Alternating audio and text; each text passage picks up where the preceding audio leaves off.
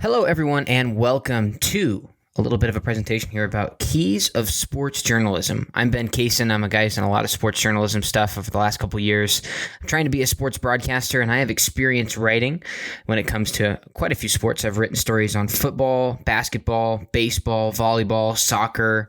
I even wrote one on a lacrosse game, and I've got a lot of experience when it comes to this, and I wanted to go over some of the key things about sports journalism for you and kind of break some stuff down that I found confusing, talk about why you do it and the keys to making it very good, and then, of course, talking about kind of the technical stuff. So assuming that you're in Letitia's class, you're checking this out, you've definitely gone through the AP Style book. So when you go through the AP Style book, you know all of the basic AP Style rules, kind of the way that numbers work, the way that words work. And as you have your style book, there's going to be a lot of specific instances that you'll want to go look in your style book to go check out, how do you say like RBI? If you want to use an RBI for baseball and you want to see how it's annotated, you can go check that kind of stuff out in your style book. It's very specific in that.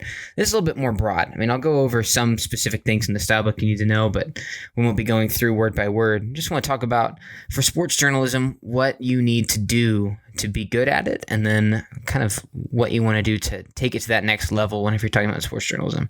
So first off, I kind of want to start out with why people read sports. So this is kind of a big picture kind of look at it, but sports as a whole for me seems to be kind of an escape, and people want to read it to be entertained. Sports is entertainment writing, so it's not quite as big-time news as, say, you're reporting on a robbery or if you're reporting on a fire. Sports is definitely entertainment, so what that means is that you're trying to entertain the reader. You want to be informing them on the game that they missed, didn't go to, or didn't see, or even if they did see, you want to be giving them that special look at it that you're going to bring to it. That's the whole point of writing a sports story. Specifically, that's for a game recap. You want to be able to recap them on that. But then when you're talking about like a profile on an athlete or something like that, you just want to add to their experience and try and be entertaining with it. So yes, I mean, information is very, very important. I'm not saying don't put information in there, but a focus of a sports story is to entertain the person who is reading it and to be worth reading. You know what I'm saying on that? So let's move on to this next slide. So the two major keys that I would say to good sports writing is bringing the game to life and using descriptive language. So first off, bringing the game to life. What you want to do is bring that emotion, bring that kind of the sights and sounds and what was going on at the game to your reader whenever they're reading your story that you've written about, specifically like if you're doing a game recap. You want to make sure that they kind of feel what that moment might have been like. Say we're in a volleyball game. You're getting late in the game and a team is down by a couple and there's this big rally. The crowd was on the edge of their seats. You're trying to make sure that this comeback is happening. And on the other side, you've got the other side that's getting very nervous as they're starting to blow a lead. You can include things like that to describe the game, describe what the crowd is like, describe what the coaches are like, describe what the players like.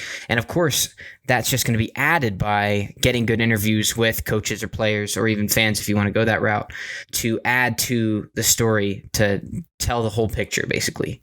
Then you want to use kind of descriptive language whenever you're talking about sports writing. This isn't to go overboard, obviously. I mean, it is still you're being a journalist, but descriptive language like, say you're at a baseball game, there's so many different ways you can describe a base hit. You can say he slapped a single into the outfield. He had a rocket into left field. He smoked a ball into the left field gap. He dragged a bunt. There's a lot of different ways you can describe different things happening. And whenever you get into sports writing and you're doing it for a little while and you've been writing about the story for a few hundred words, you'll find that you repeat a lot of the same phrases over and over again. Like for baseball, you're going to be like hit, pitched, scored, stuff like that, took the lead. Whenever you're talking football, again, same kind of thing, touchdown, scored, caught. Try and think of different ways to mix that up and make your writing entertaining for the reader. So you're trying to bring the game to life and use descriptive language whenever you're talking about the players, the atmosphere, and you're talking about what specifically happened. That goes for both bringing the game to life and using descriptive language. For good sports writing, you also want to make sure you know what is going on. So this means just understand the game that you're reporting on. Understand the game, understand the teams, understand the players, understand the situation that the teams are in. There's a lot of stuff that you want to be really up on whenever you go to one of these games. So if you're reporting on a game, look up before you come in and check out what are players' stats like, who's the star players, who are kind of the role players who've been coming out and maybe could have a big game, who are the underdogs, the rookies, the players you don't see much, what's the narrative when it comes to the coach, what's the narrative between these two teams, playing against each other. For example, for me, I have a picture of volleyball here because one of my first jobs I had was with the Greenhorn Valley View in Rye, and I was asked to report on volleyball. And I understood the basics of volleyball, but I had very little idea of what the whole game was about. So I did a whole bunch of studying, trying to figure out what is a libero? Why is it this way with bump set spike?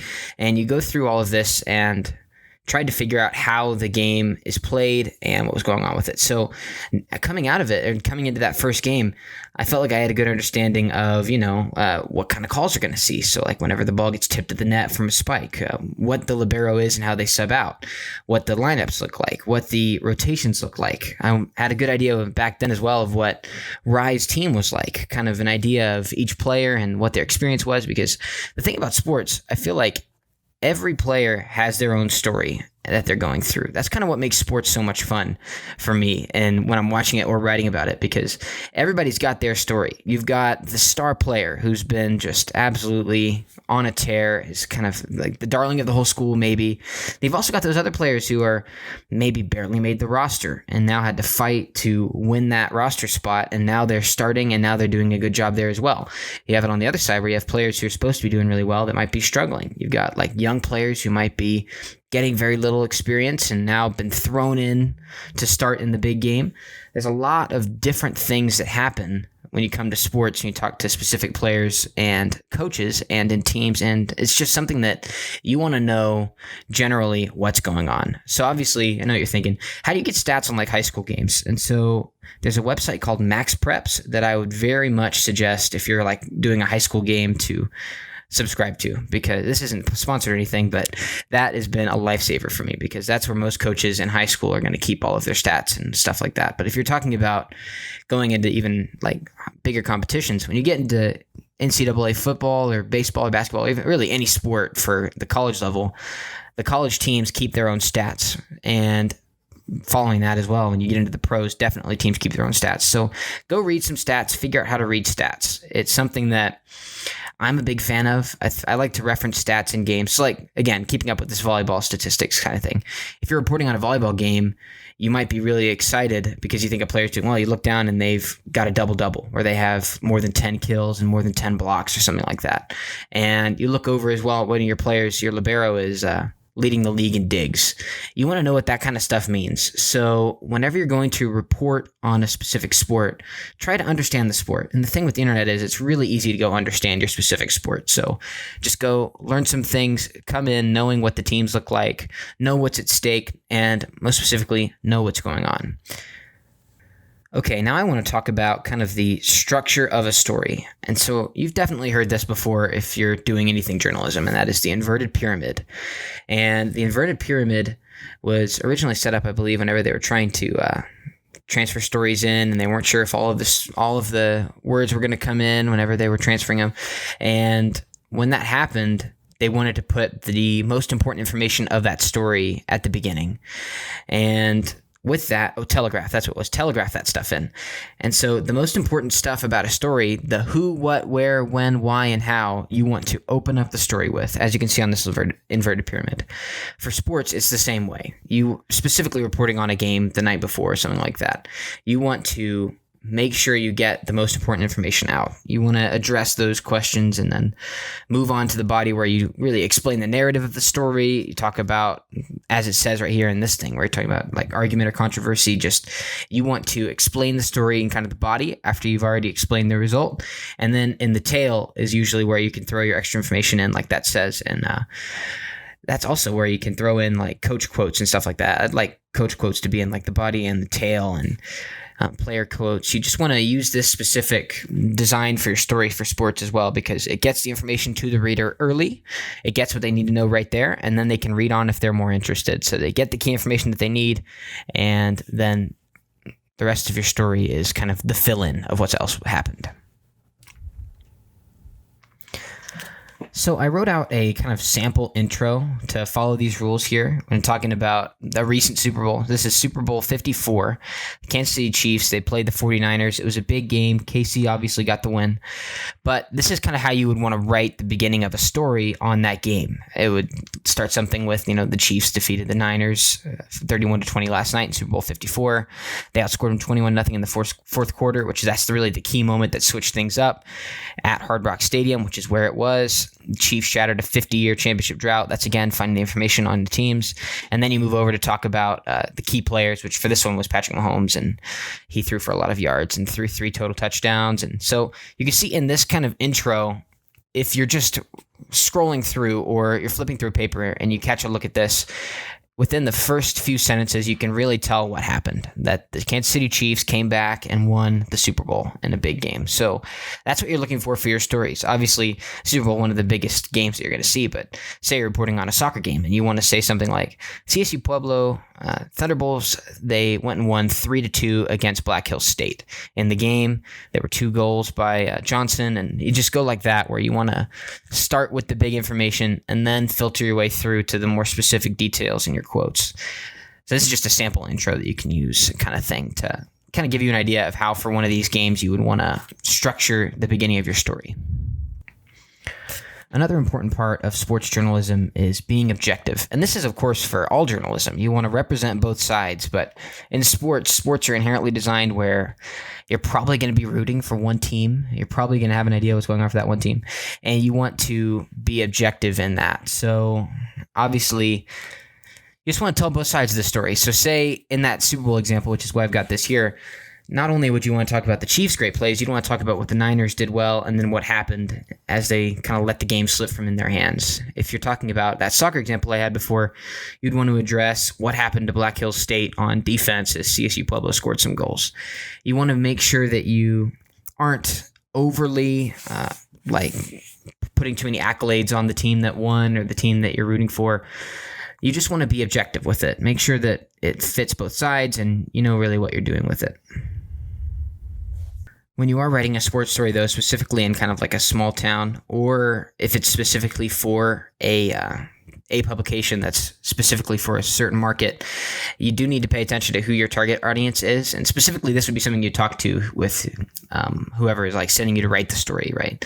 So again, back to that example where I was writing in high school. So my paper was very small, my town was very small, and like in games that we would lose, you'd want to not go after the coach's head or something like that, because it's just you're right in town, and it's kind of a nice local paper. So keeping that in mind whenever you're writing something, just figure out what the tone is that your publisher would want you to have. So for example, for that, that year that I was writing about women's basketball, Rise women basketball team, I think only won 3 out of about 35 games. So the whole year and going to games and talking to the coach after, and she'd be like, well, we're trying to improve on this. You'd want, for me at that point, I was writing with a bit of a twist that was obviously like, well, they're a developing young team, stuff like that. Well, the actual truth is probably that they just weren't a very good basketball team.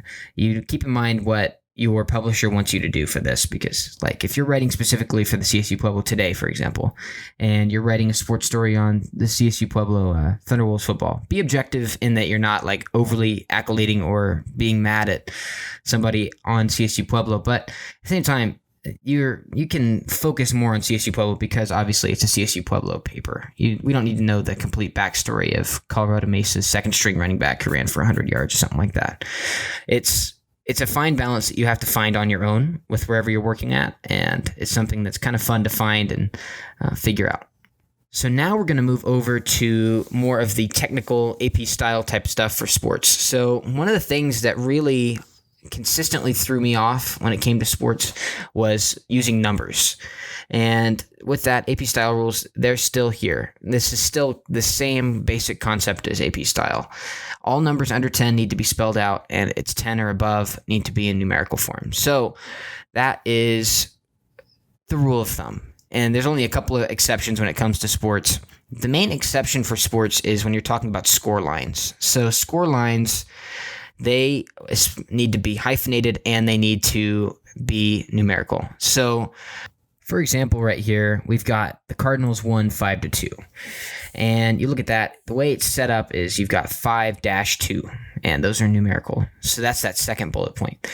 When it comes to scores, that's what you're going to be looking for. Whenever you're writing a score line, you don't want to have really any of them that are written out. So if it says 5-TWO, that just doesn't look good. Or this is kind of a specific thing the AP style does. You don't want to have written this out. For example, the Cardinals won FIVETOTWO. That's not something that AP style likes. So you want to make sure that you're keeping track of scores like this whenever you're writing in very numerical and with those hyphens in between.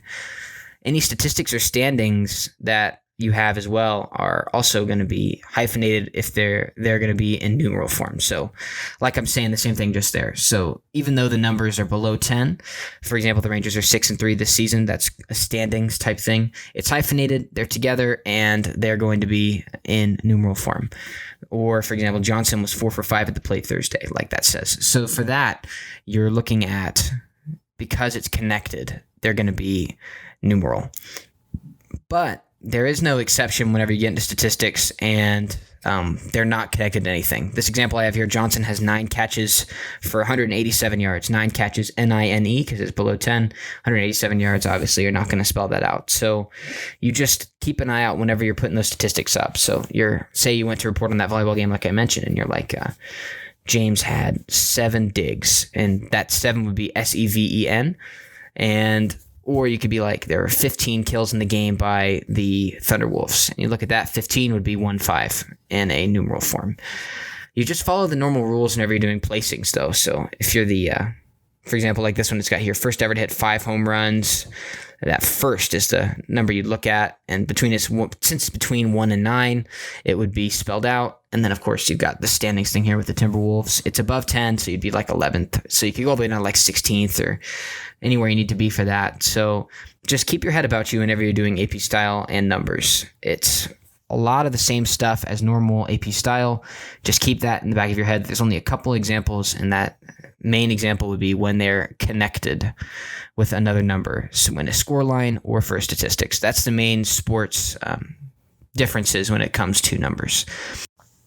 Okay, so now we are going to do a little bit of examples for using numbers here. So feel free to pause the video right now and get a piece of paper out, or if you're in class, check it out and write out what you think is wrong with the numbers in these sentences, these 5 sentences. I'll give you a minute to pause it, just a couple seconds here.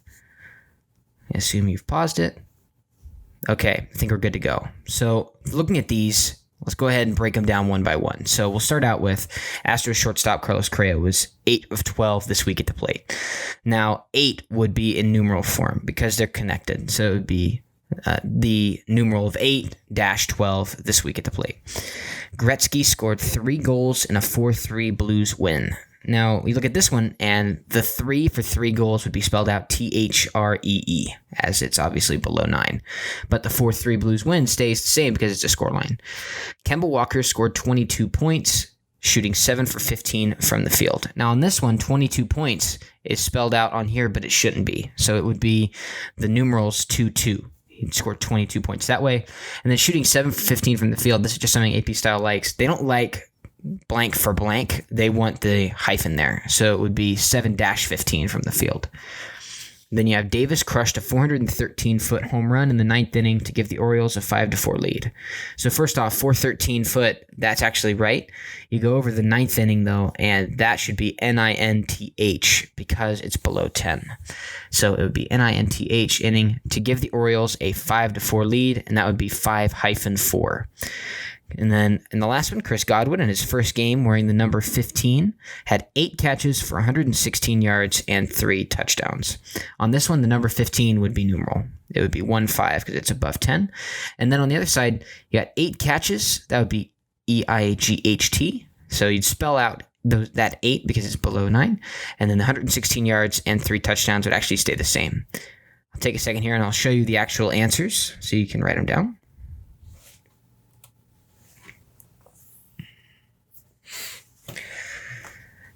And there they are. Take a look at those. So, as I said, you've got the 8 for 12. You've got 3 goals, 22 points, 7 for 15, ninth inning, 5-4 lead, 15, and 8 catches that you can adjust. So, feel free to pause it and write that down if you need to make notes on that. I'm going to go ahead and move on. Okay, so something else you want to watch out for when you're doing sports journalism is capitalization. So leagues and team names need to be capitalized in all uses because they're all proper nouns. So that's just a general rule that you probably already know. Seems pretty basic, but you got to keep that in your head whenever you're talking about things. So, for example, the Big Ten has proven to be a pipeline of NFL-ready offensive linemen. As you see on this, the Big Ten is a conference, and that is going to be capitalized, and then NFL-ready. NFL is what's going to be capitalized there. That's the National Football League. The Chicago Bears have a long-standing rivalry with the Green Bay Packers. Again, the teams are going to be capitalized. Mets third baseman David Wright led the National League in doubles. So for this one, Mets, that's a team. The New York Mets are a baseball team. And the National League is a baseball league. And then, of course, the Ducks, which is a hockey team, they're capital D, scored 4 goals in the third period to pull away in the NHL's Stanley Cup Finals. And so I'm going to take a second here to point out for that Stanley Cup Finals, that's the name of the championship game, or championship series, rather, for the NHL, and that's capitalized in all uses. The same thing goes for Super Bowl and World Series and NBA Finals, from what I was looking at. College football playoff as well. It works that way. I didn't see anything for the college football playoff final, but for all of those uses, check out your AP style book, and it's got something on that, so you can check out the specific thing itself. But as a whole, just keep an eye on what is a proper noun. Another kind of odd thing about sports journalism is you've got kind of teams are going to be in a possessive. So you see in this third one where it's Mets third baseman David Wright. So it's basically implying David Wright belongs to the Mets, and that's kind of how you're going to see things go. That's how in sports journalism you show that a player is on a team. So you can go Thunderwolves right fielder Logan Gibbons, or you can go to Logan Gibbons right fielder for the Thunderwolves, something like that. But you don't have to put apostrophes as if David Wright belongs to the Mets. That's just how it's set up. So it's not Mets apostrophe third baseman David Wright. It's just Mets third baseman David Wright, just like that. So that's something that you do when you're assigning players to a team, when you're telling the narrative of the game that you were at. Okay, so now let's take a look at the common abbreviations that you can use when you're doing sports journalism. So sports journalism, you've got a few things here: the NFL, AFC, NFC, NBA, NHL, NCAA, PGA, LPGA, NASCAR, AL, NL, and FIFA, which is FIFA. Those are all, according to the AP style book, ones that you can actually leave as an acronym or an abbreviation like this on the first usage because people actually know it. So these are the only ones that it has listed for that, but just keep common sense with it whenever you're doing this kind of thing. This is typically the rule is for any sort of journalism that if it's kind of a long acronym that you have set up, you want to write it out the first time and then start referring to it in the next few instances as the shortened version. But these words are given the green light by AP Style that you can refer to them right off the bat as just their abbreviation. And so now let's look over at acronyms, which is the other side of this, that for most of these other leagues, you do need to spell them out on first reference and then abbreviate afterwards. So the example I have here is the Southeastern Conference has had 4 different champions in the last 10 years. Alabama enters as the favorite in the SEC, according to the coaches poll. So Southeastern Conference in first reference, SEC on the second reference. So you just want to, for this one, pay attention to the way that you're referencing things. There's a lot of kind of long titles, specifically when you come to conferences in college sports and professional sports, and a lot of other stats and stuff like that you want to just make sure that you know what you're doing when it comes to these acronyms, like runs batted in. Go check that out in your AP style book to see if it actually matters. And basically, the way the AP style book is set up, you can go check it out for each specific instance that you need it. So again, that's going to be your best friend when you're doing any sports writing or any journalistic writing. That's what I've found so far. Okay, and kind of the last thing that I want to leave with you here is how to do positions for players. So this is something that really confused me early on whenever I got into it. You want to spell out positions on the first usage, and after that, use the abbreviation. So same kind of thing as the acronyms I was just talking about. So the examples I have here, shortstop Derek Jeter had over 3,000 hits in his career. He's also won 5 World Series titles. The shortstop has. So you see how it goes from shortstop to SS. Matt Stafford's been the Lions starting quarterback for the last 8 years. The QB now leads Detroit in all-time passing yards. You go from quarterback to QB. And then down here in this last one, as a soccer example, FC Barcelona is reportedly interested in acquiring goalkeeper Manuel Neuer from Bayern Munich. The goalkeeper has been a staple at Bayern, having played 9 seasons there. Goalkeeper goes to GK in the second time. So when you're talking about positions, just pay attention to that as well, because it's really easy to just forget this whenever you're putting together a stat sheet, putting together a game report. Just make sure that you're being diligent when it comes to your first reference and then second reference. Considering this is going to be for CSU Pueblo itself presents problems when you come to that as well. So you want to start with Colorado State University Pueblo and then go down to CSU Pueblo with a hyphen. That's how I've always done it. So I've never seen anybody do CSUP, but that's just how it was, and I was at the CSU Pueblo today. Just pay attention to all of that whenever you're writing, and it's going to work itself out. So those are kind of the basics of sports journalism. Obviously, there's a lot to it. And the main thing, like I said in the beginning, to keep in the front of your mind is you want to report what happened at the game or just give a better picture of what happened. So for that, you just want to go into the game, understand what's going on, and tell the story.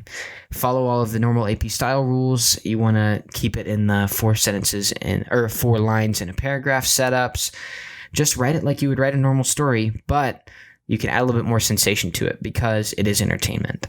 So that's all here. I really appreciate you listening, and good luck in all of your future sports writing adventures. Hopefully it turns out really awesome.